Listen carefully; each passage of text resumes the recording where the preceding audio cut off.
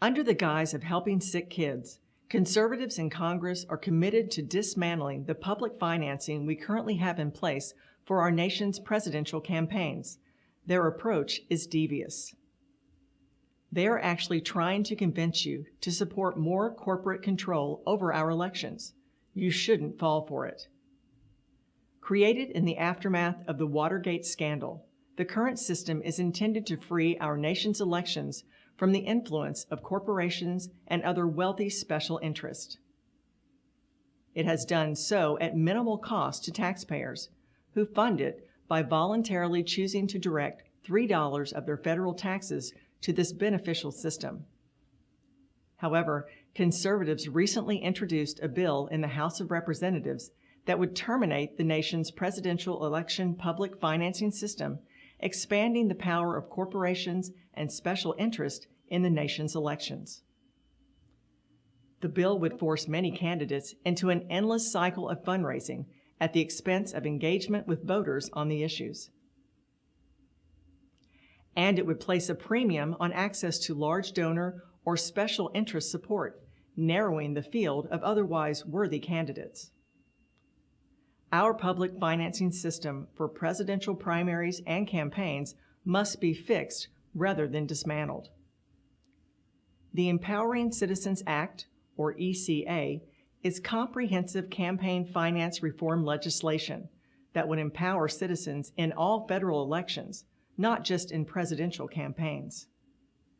The Empowering Citizens Act would ensure that individual voters have a voice in the electoral process at a time when big money special interests have dominated the political landscape.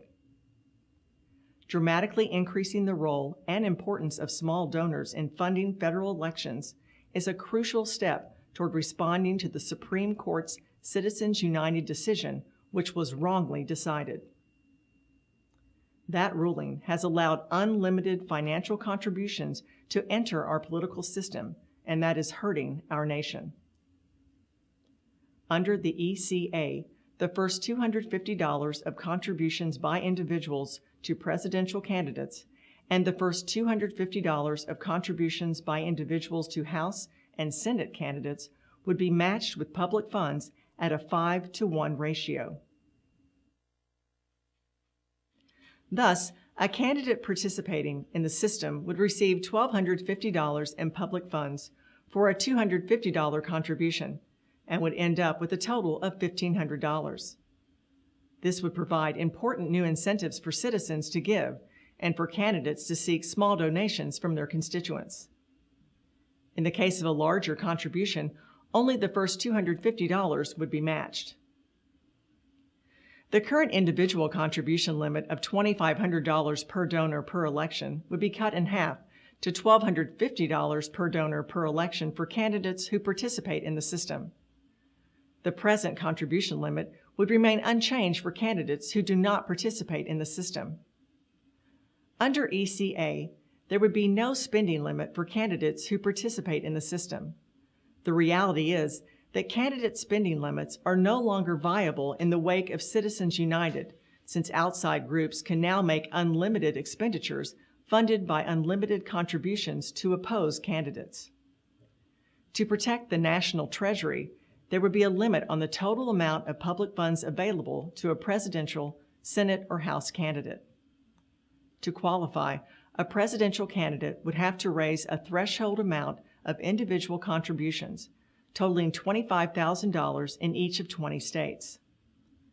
Senate and House candidates would also have to raise a threshold total amount of in-state individual contributions. They could count only the first $250 of any individual contribution to reach the threshold total amount, $40,000 for House races, and the product of $40,000 and the number of congressional districts in the state for Senate races. To fund the system, the bill would increase the current amount of the checkoff on the income tax form to fund the public financing system from $3 to $20 per individual and from $6 to $40 for a married couple, and indexes these amounts for inflation. Additionally, the bill would allow Americans through their taxes to donate to the public financing system fund.